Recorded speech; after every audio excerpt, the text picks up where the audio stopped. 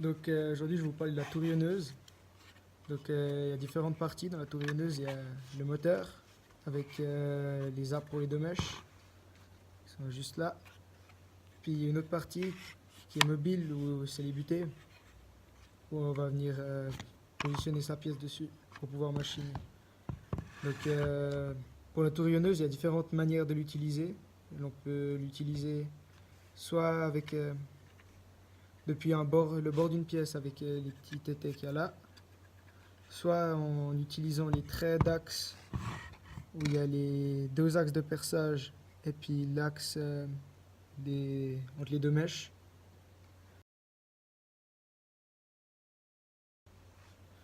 Donc dans les différents réglages, il y a déjà un réglage d'angle où il suffit de desserrer la molette là et puis choisir l'angle. C'est si on a par exemple un onglet à assembler à tourillon ou un cadre qui serait pas droit. Du coup là on dessert et on peut choisir les angles.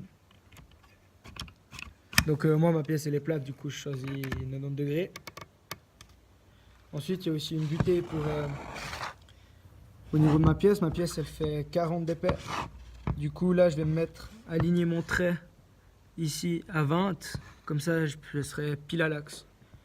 Ensuite pour vérifier ça, il suffit de sortir la mèche de la machine et de contrôler combien on a entre la table et la pointe de centrage qui montre bien où est l'axe. Du coup là j'ai 20, c'est bon. Ensuite on resserre bien et il reste la dernière butée à régler, c'est la butée de profondeur. Donc ça va être défini par déjà la taille de votre pièce et puis surtout par le tourillon que vous avez pris. Moi j'ai pris un tourillon de 8,60. Donc je vais venir serrer ma pièce, je vais venir me mettre en butée, pousser que les pointes de centrage viennent se planter dans le bois comme on pointe une défonceuse. Puis je vais me mettre à 0 là.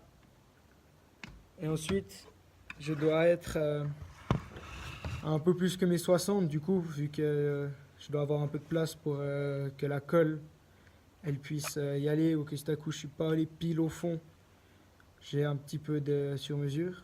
Du coup là je vais passer, je vais desserrer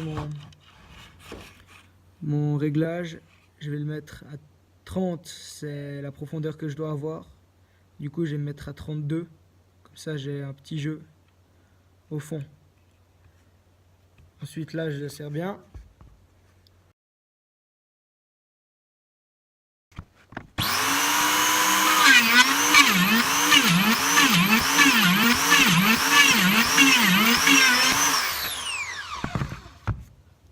Alors c'est très important, vu que la machine fait beaucoup de tours minutes, trop comparé au bois, si on va tout d'un coup, ça risque de brûler le bois. Du coup il faut faire bien des petits à-coups.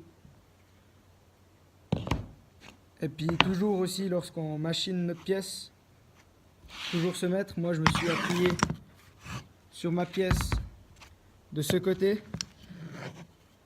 Et du coup en mettant ma pièce qui vient comme ça, si je me suis appuyé de ce côté, je vais devoir m'appuyer de ce côté, appuyer ma table du même côté. Donc si on travaille en parement, toujours avoir la machine sur le parement. Comme ça, même si j'ai pointé, que normalement c'est juste, j'aurai toujours un petit écart.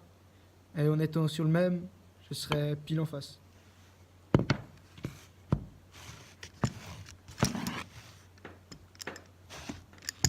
Toujours bien serrer les pièces.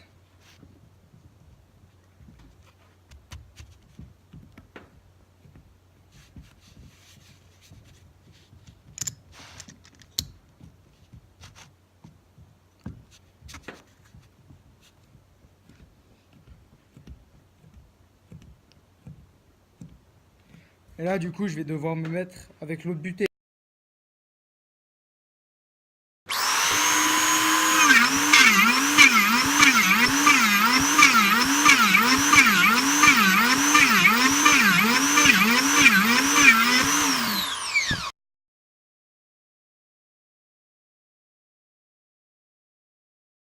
Ce que j'ai fait, c'est que j'ai enfilé les tourillons. Là, je vais pas les coller vu que c'est que pour un exemple, mais autrement, mettre de la colle bien sur les bords, pas forcément au fond du trou puisque ça servira à rien, mais bien sur les bords. Et puis ensuite, il n'y a plus qu'à présenter la pièce et à la serrer, soit à la presse à cadre, soit avec un serre-joint. Et là du coup on voit que mon ongle il est assemblé, il est à fleur, le jeu est bon, il est d'équerre et puis il est solide. Du coup, pour enlever une mèche, il suffit de dévisser la table de dessous. Là ici il y a le trou pour mettre un aspirateur. Lorsque l'on dévisse la table du dessous,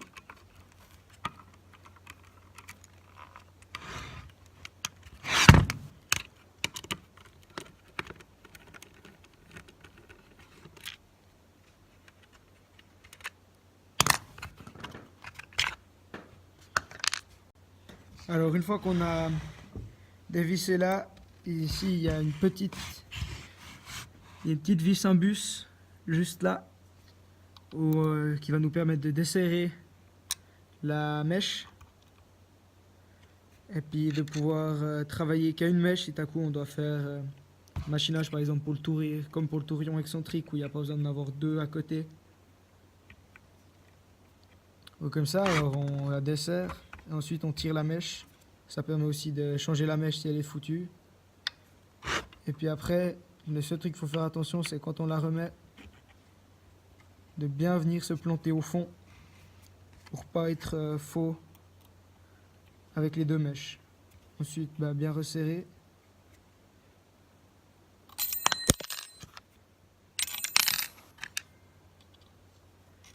Ensuite, bien resserrer et pouvoir refermer le tout.